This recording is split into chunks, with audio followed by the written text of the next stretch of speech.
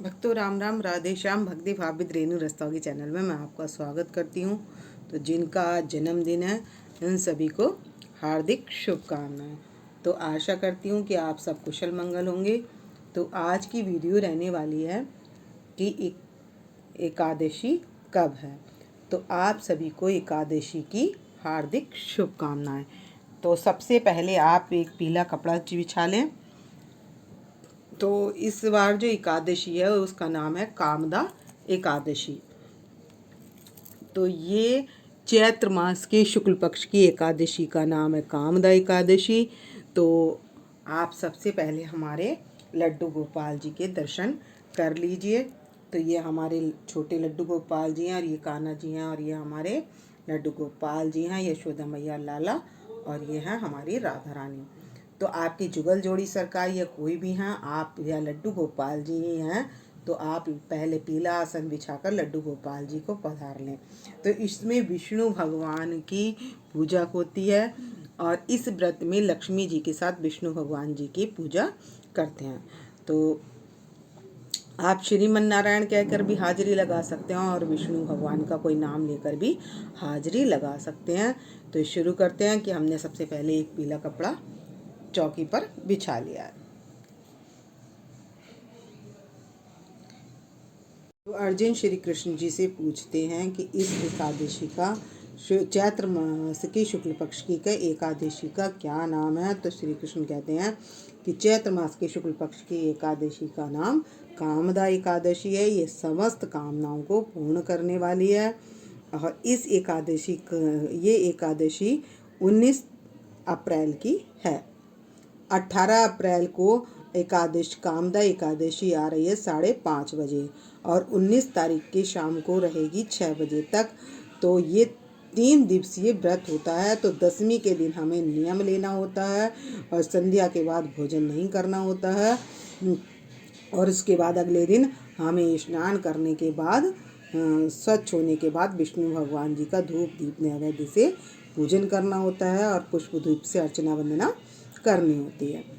तो आपके लड्डू गोपाल जी हों या राधा रानी या जुगल जोड़ी कोई भी जो भी आपके पास हो, तो लड्डू गोपाल जी के विग्रह को वहाँ पर विराजमान कर लें। फिर उन पर छीटा लगा लें, पवित्रीकरण कर लें। उसके बाद उनको साइड में एक कलश की स्थापना कर लें। तो मैंने यहाँ पर कलश की स्थापना कर ली है। इसमें मैंने गले तक जल लेकर इसमें थोड़ा सा गंगा जल डालकर एक सुपारी, लौंग का जोड़ा और हल्दी की गांठ डालकर मैंने और एक का सिक्का डालकर मैंने घट की स्थापना कर लिया और उस पर विराजमान कर लिया है नारियल।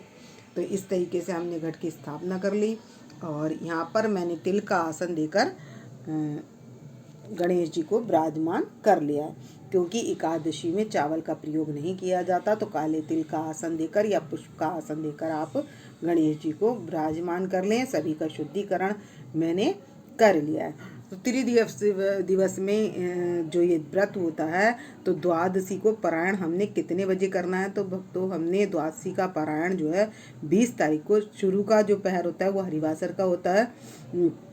उसके बाद जो है हमने पारायण सुबह 6:30 बजे से 5:45 से लेकर 8:30 बजे तक हम पारायण कर सकते हैं। तो पारायण हमने ब्राह्मणों को भोजन दक्षिणा देकर उसके बाद स्वयं भोजन करना होता है। तो शुरू करते हैं। तो मैंने सभी को तुलसी माला पहना ली है और अब अपने विष्णु भगवान को और गणेश जी को हम जनेऊ धारण करा देंगे। तो यहाँ पर हमारे गणेश जी हैं, तो इनको मैं जनेऊ धारण करा दूंगी और यहाँ पर अपने विष्णु भगवान जी को ये जनेऊ धारण करा देंगे और उसके बाद सभी को वस्त्र धारण करा देंगे। तो गणेश जी को वस्त्र धारण करा देंगे, अपने लड्डू गोपाल जी को वस्त्र धारण करा देंगे, राधा रानी को वस्त्र धारण करा देंगे, अपने कान्हा जी को और लड्डू गोपाल जी को वस्त्र धारण करा देंगे, अपनी गौ माता को वस्त्र धारण करा देंगे, यशोदा मैया और लाला को भी वस्त्र धारण करा देंगे। और यहाँ हमारी हैं लक्ष्मी नारायण भगवान, तो लक्ष्मी जी की तरफ लाल सिरा कर देंगे और इनको भी वस्त्र धारण करा देंगे। और अब सभी के लगा देंगे तिलक। तो मैं गणेश जी के लगा दूंगी रोली से तिलक, और राधा रानी के लगा देंगे, और गौ माता के लगा देंगे,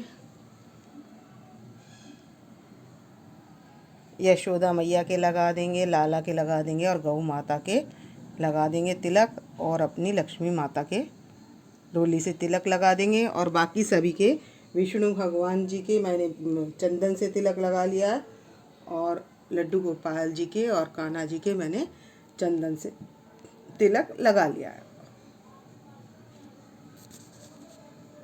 तो ये है एकादशी की बुक। तो इन सभी को वस्त्र धारण करा देंगे और इनके रोली से तिलक लगा लेंगे। तो इनका भी हम पूजन कर लेंगे और पुष्प अर्पित कर देंगे। सभी के तिलक लगा लेंगे और पुष्प अर्पित कर देंगे।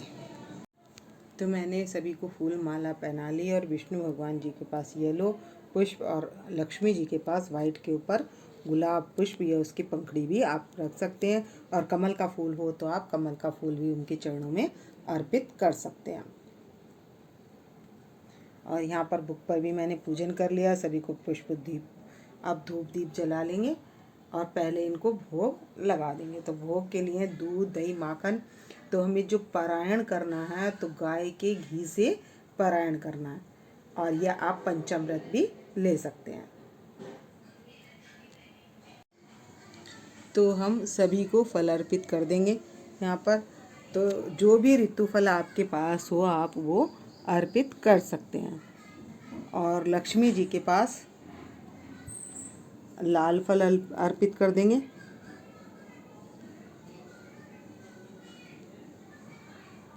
और सभी के पास हम फल अर्पित कर देंगे। तो अपनी राधा रानी के पास और लड्डू गोपाल जी के पास, सभी के पास हम फल अर्पित कर देंगे। तो ये मैं लड्डू गोपाल जी के पास अर्पित कर दूंगी, और ये मैं राधा रानी के पास भी लाल फल अर्पित कर देंगे।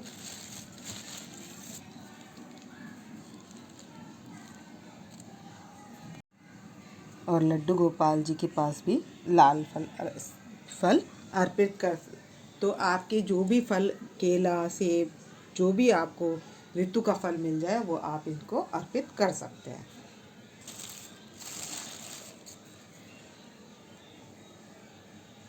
और यहाँ मैंने अर्पित कर दिया है सभी को फल। तो हमने ये दीप की थाली तैयार कर ली और इसमें लगा देंगे दीप जलाकर। तो मैंने ये दीप जला लिया है और यहाँ पर दीप को विराजमान कर दिया है।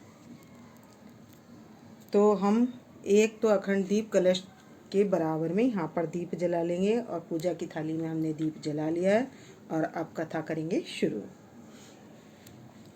तो ये है व्रत की कथा की बुक। तो इसमें है कामदा एकादशी।